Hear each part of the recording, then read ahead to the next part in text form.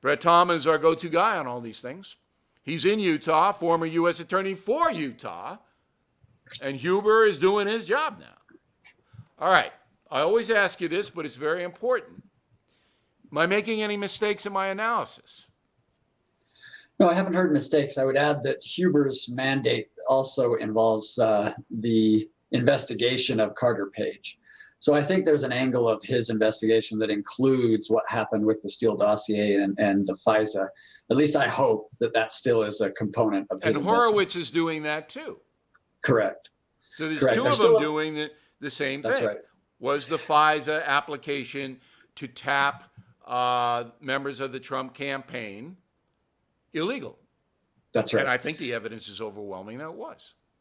And if it's not illegal, it is so blatantly disregards policy that it's corrupt. So you'd have to fire the person who oversaw that, which was Comey and McCabe.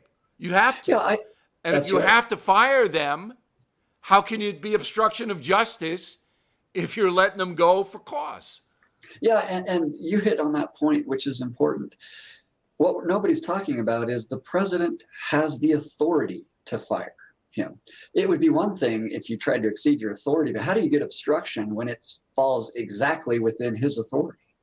The only way you get obstruction in that case is if the president misused his authority because he felt that Comey was going to get him on a legitimate charge. That's the only way. All right, let's advance the story now. So you heard Carl yesterday. Yes. What did you think when you heard that? You and I talked about it. We haven't been too bad at predicting some of this. At least we believed it would take a little longer than December, that it wasn't going to come out right before the new year. It seems to be, I think they are in the final stages of drafting the report. I think it was significant that Carl said that, but not surprising, because there is so much weight that's been put on this report as the end-all be-all, that it's going to be anticlimactic, as you pointed out. I would also add, not only will it be anticlimactic, I believe that it will perhaps pose additional questions that are left unanswered. But keep in mind, he has to give that report to either Matt Whitaker, who is the acting attorney general, who then will prepare a summary that will be public, or to Bill Barr if he is confirmed prior to the report coming out. Statutorily, it is very different than an IG report, which is public, that does need to be disseminated. Here is going to be a special counsel. There's a chain of command that has to be followed. That's but it's going to be leaked out. Look, no matter what's in the report, the hate Trump media is going to say it's horrible and Trump has to be impeached. We know that, all right? Yes. But the folks now have had enough. So they're going to look at the facts. And there are enough people like me and you that are going to report it fairly, all right, and honestly. That word will get out. I mean, we know what the hate Trump media is going to do, but that will be countered, and then the folks will have to see for themselves. Final question is, when you read the New York Times article, just as your experience as a U.S. attorney, and it basically said a sitting president was being investigated by the FBI for working for a foreign government at the same time he was president.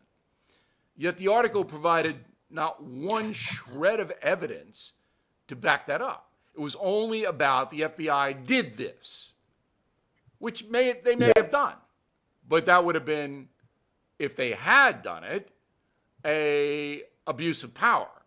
But when you heard and saw that article and read that article, what did you think?